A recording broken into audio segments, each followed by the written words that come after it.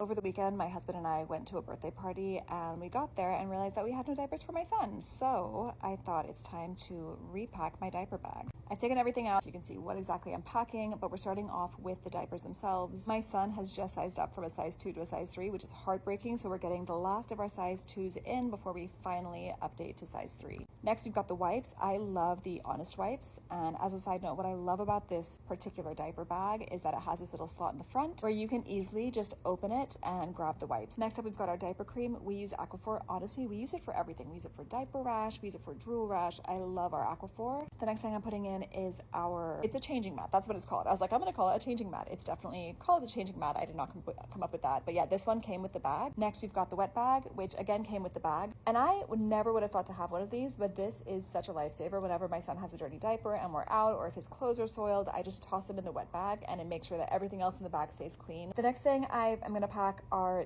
2 outfits. I like to have one long sleeve and one short sleeve. We caught ourselves out one time in a very cold building with my son having soiled himself and we only had short sleeved clothes. So I try and make sure and have a mix and match, especially in Miami where you never really know what weather you're going to get. So yeah, in those clothes go. And then next on my list is having sunglasses for my son. It's super sunny in Miami, so these are UV protected. And I also make sure that I have his socks in case he gets cold. And then back to hot, we've got the hat. I like to make sure his little face is covered. He's too little for sunblock right now, but I think in the next few weeks he should be old enough to have sunblock. And so every day I'm going to get one of those like sunblock sticks. And if we're out, I'm just going to make sure that I cover him in sunblock to protect his little skin. Next, we've got a burp cloth. This is the muslin one. I bought like 5 different kinds of burp cloths and this one is by far my favorite. I also have a little bib for him, which he wears every day, but I also like to make sure I have a separate one when we're out just in case we need a spare. And then next we've got this little thing again that came with the bag, and I like to put little bits and bobs in here, including his pacifier, a little thing that holds the pacifier in case it's falling on the ground, like it stops it from falling, and then this little banana teething thing. Next, we've got his blanket. I like to make sure that he's never too cold. Next, we've got the Hatch Go, I want to say. This is the portable hatch. We take this everywhere. It's been such a lifesaver throughout the 5 months of having my son. And then I try and make sure I've got like some portable toys to hand. So these are 2 like crinkly things and a little book that he can mouth and play with.